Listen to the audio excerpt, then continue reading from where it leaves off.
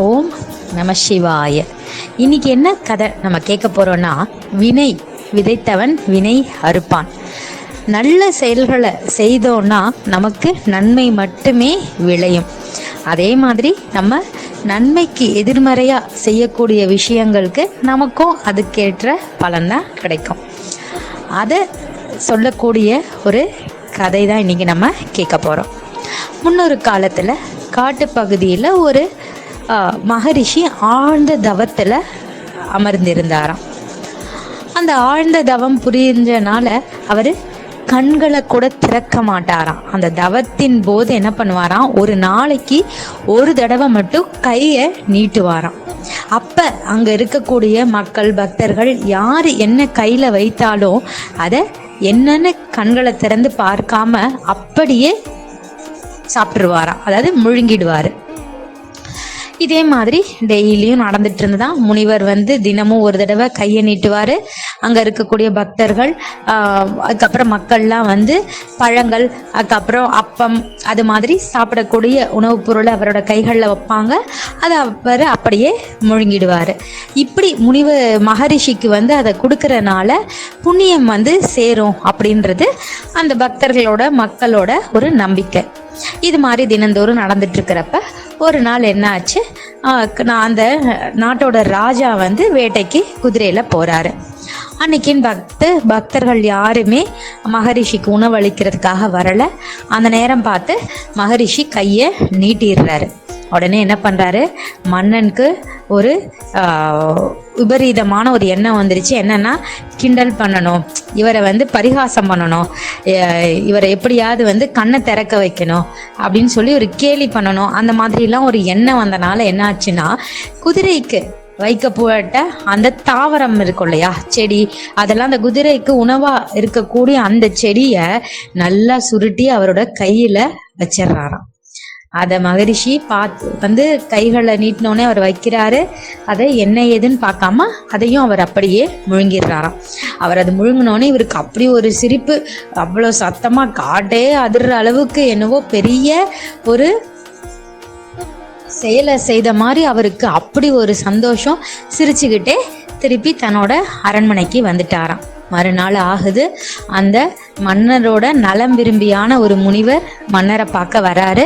அவர் முக்காலமும், அதாவது ஏற்கனவே நடந்தது, நடக்கிறது, நடக்க போவது அப்படின்னு 3 விதமா அந்த காலங்களையும் உணர்ந்த அவர் சொல்றாரு, மன்னா, நேத்து நீங்க காட்டுல தவம் இருந்த மகரிஷிக்கு குதிரையோட உணவை, அந்த தாவரத்தை அவருக்கு கொடுத்துட்டீங்க இல்லையா, அது நரகத்துல என்ன ஆயிடுச்சுன்னா மலை மாதிரி கட்டுக்கட்டா மலை அளவுக்கு குவிச்சு வச்சிருக்காங்க.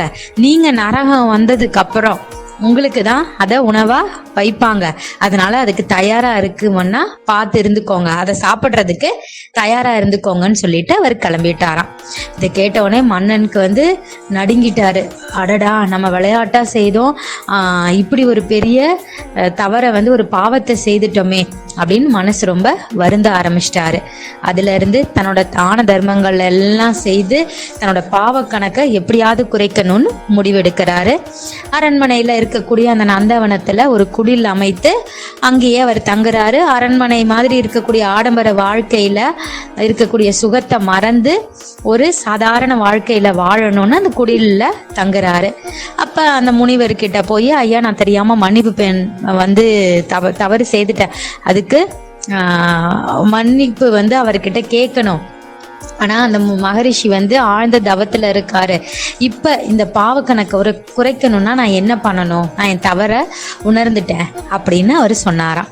உடனே இந்த முனிவர் சொல்றாரு, இந்த நாட்டுல இருக்கக்கூடிய ஏழை பெண்கள், இளம் பெண்களுக்கு நீ தேவையான நகை பணம் கொடுத்து அவங்களுக்கு நல்ல அறிவுரைகளையும் சொல்லி அவங்களுக்கு ஒரு திருமண வாழ்க்கை நடைபெறதுக்காக அவங்களுக்கு ஒரு வழி நீ செய்யணும் அப்படின்னு சொல்றாராம். அதனால அதை கேட்டு அரசரும் இது மாதிரி தினமும் ஏழை பெண்களுக்கு வேண்டிய நகை பணம் எல்லாம் கொடுத்து பாவங்களை எப்படி செய்யக்கூடாது, பாவத்திலிருந்து எப்படி விடுபடணுன்ற மாதிரி முனிவர் சொன்ன அந்த அறிவுரைகள் எல்லாத்தையும் அவங்களுக்கு சொல்லிட்டே வந்தாராம். இது தினமும் நடக்கக்கூடிய ஒரு நிகழ்வாவே மாறிடுது. இந்த மாதிரி நடக்கக்கூடிய அந்த நிகழ்வை அங்க இருக்கிற ஊர்ல உள்ள மக்கள்ல சில பேர் தவறா பேச ஆரம்பிச்சிடுறாங்க மன்னரை பத்தி. இப்படி தான் நினைக்கிறது மட்டும் இல்லாம சுத்தி இருக்கிறவங்க கிட்டயும் அந்த விஷயத்த பரவ செய்றாங்க. காற்று வாக்குல அந்த ஊரே பரவுது இந்த விஷயம்.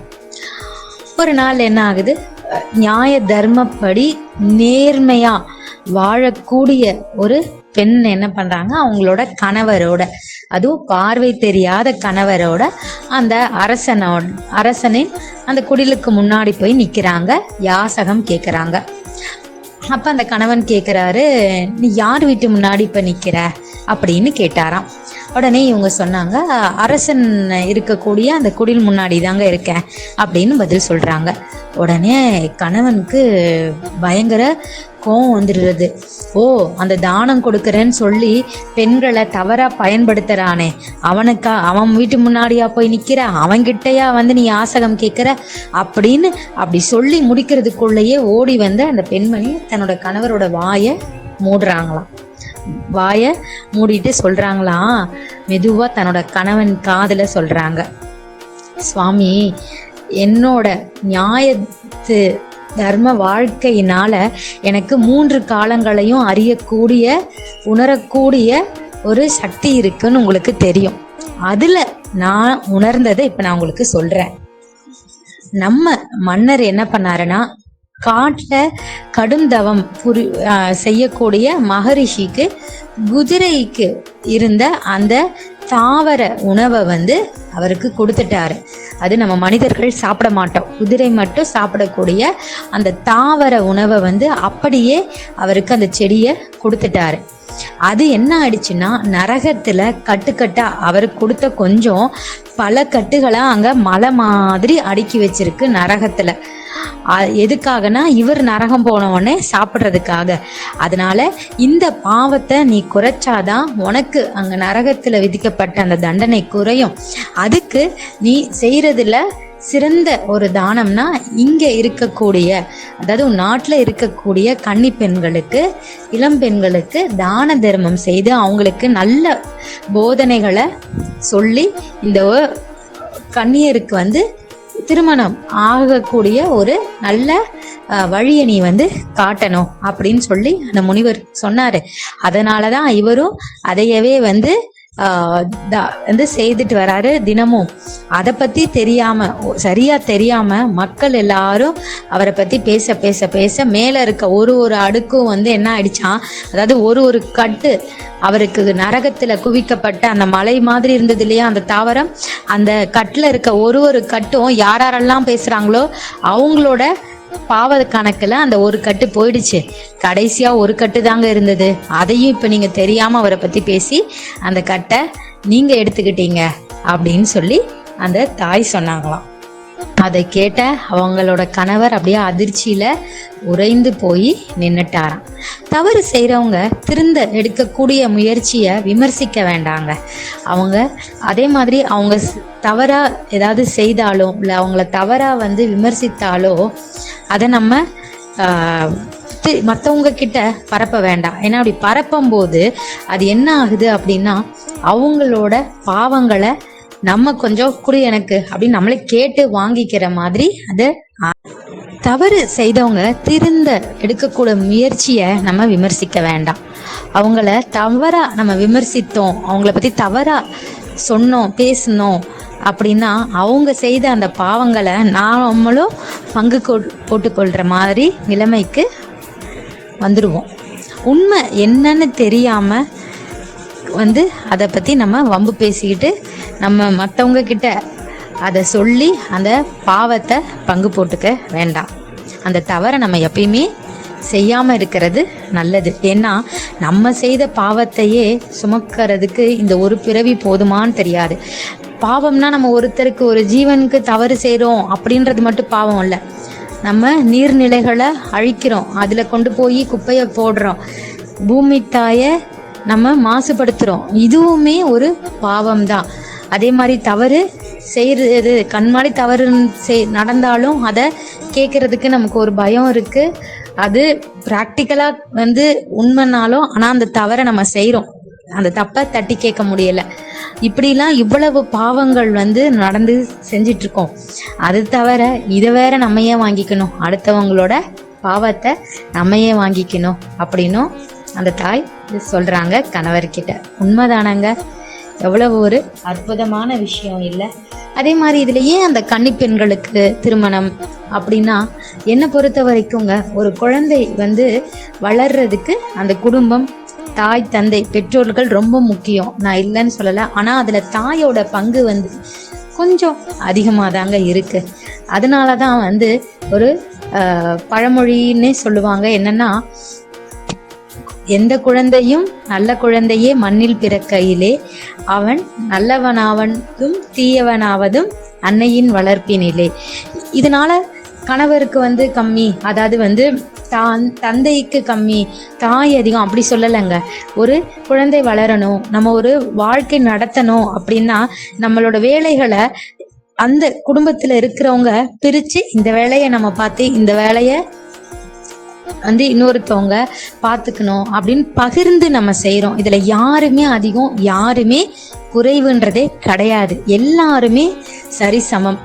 அதில் இந்த குழந்தை வளர்ப்புன்னு வரும்போது அதில் தாயோட பங்கு கண்டிப்பாக அதிகமாக இருக்குது.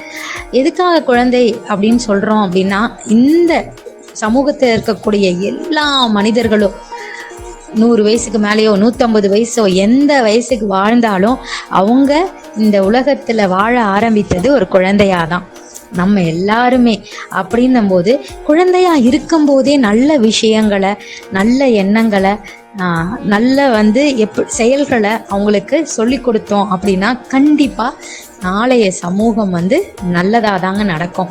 ஏன்னா ஒரு நிலத்துல நம்ம ஒரு மாம்பழம் நம்ம விளைவிக்கிறோம் அப்படின்னா கண்டிப்பாக அதுலேருந்து நாளைக்கு மாம்பழம் தான் கிடைக்கும், மாமரம் தான் வளரும், மாம்பழம் தான் கிடைக்கும்.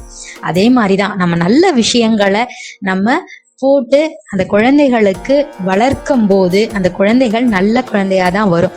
அதனால தான் என்னவோ அந்த முனிவர் அந்த மாதிரி ஒரு பாவத்தை குறைக்கக்கூடிய வழிக்கு அந்த இளம் பெண்களுக்கு உதவுமாறு சொல்லியிருக்காரு. அதனால இது ஒரு நல்ல விஷயம்தான்.